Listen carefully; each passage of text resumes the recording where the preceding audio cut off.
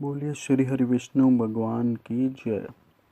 फाल्गुन कृष्ण विजया एकादशी।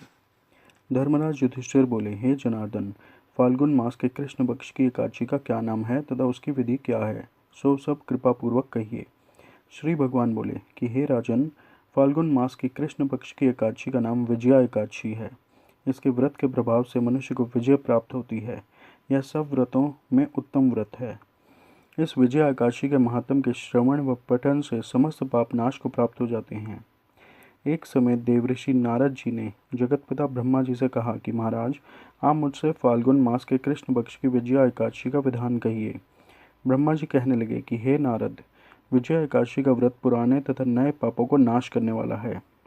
इस विजया एकादशी की विधि मैंने आज तक किसी से भी नहीं कही। यह समस्त मनुष्यों को विजय प्रदान करती है।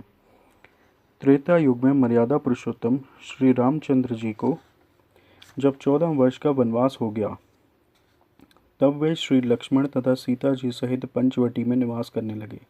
वहां पर दुष्ट रावण ने जब सीता जी का हरण किया, तब इस समाचार से श्री रामचंद्र जी तथा लक्ष्मण अत्यंत व्याकुल हुए और सीता जी की खोज में चल दिए।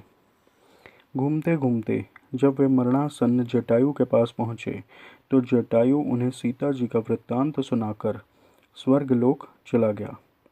कुछ आगे जाकर उनकी सुग्रीव से मित्रता हुई और बाली का वध किया।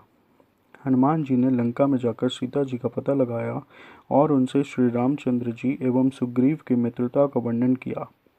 वहां से लौटकर हनुमान जी श्री रामचंद्र जी के पास आए और सब समाचार कहे। श्री रामचंद्र जी ने वानर सेना सहित सुग्रीव की सम्मति से लंका को प्रस्थान किया। जब श्री रामचंद्र जी समुद्र के किनारे पहुंचे, तब उन्होंने मगरमच्छ आदि से युक्त उस अगाध समुद्र को देखकर लक्ष्मण जी से कहा कि इस समुद्र को हम किस प्रकार पार कर सकेंगे। श्री लक्ष्मण जी कहने लगे, हे पुराण पुरुषोत्तम, आप आदि पुरुष हैं, सब कुछ जानते हैं। यहाँ से आधा योजन दूर पर कुमारी द्वीप में वक्दालभ्य नाम के मुनि रहते हैं। उन्होंने अनेकों ब्रह्मा देखे हैं। आप उनके पास जाकर इसका उपाय पूछिए। लक्ष्मण जी के इस प्रकार के वचन सुनकर श्री रामचंद्र जी वक्दालभ्य ऋषि के पास गए और उनको प्रणाम करके बैठ गए। मुनि ने भी उनको मनुष्य रूप धारण किए हुए पुराण पुरुषोत्तम समझकर उनसे पूछा कि हे राम, आपका आना कैसे हुआ।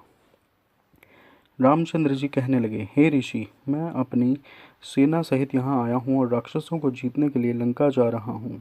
आप कृपा करके समुद्र पार करने का कोई उपाय बतलाइए। मैं इसी कारण आपके पास आया हूँ।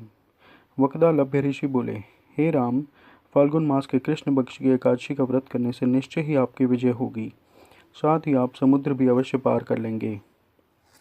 इस व्रत की विधि यह है कि दशमी के दिन स्वर्ण, चांदी, तांबा या मिट्टी का एक घड़ा बनावें।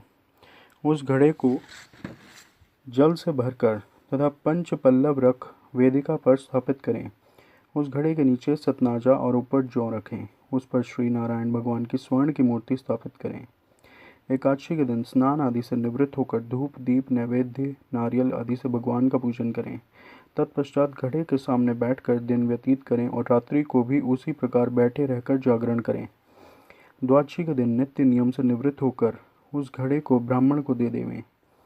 हे राम, यदि तुम भी इस व्रत को सेनापतियों सहित करोगे तो तुम्हारी विजय अवश्य होगी। श्री रामचंद्र जी ने ऋषि के कथनानुसार इस व्रत को किया और इसके प्रभाव से दैत्यों पर विजय पाई। अतः हे राजन, जो कोई मनुष्य विधि पूर्वक इस व्रत को करेगा, दोनों लोकों में उसकी अवश्य विजय होगी।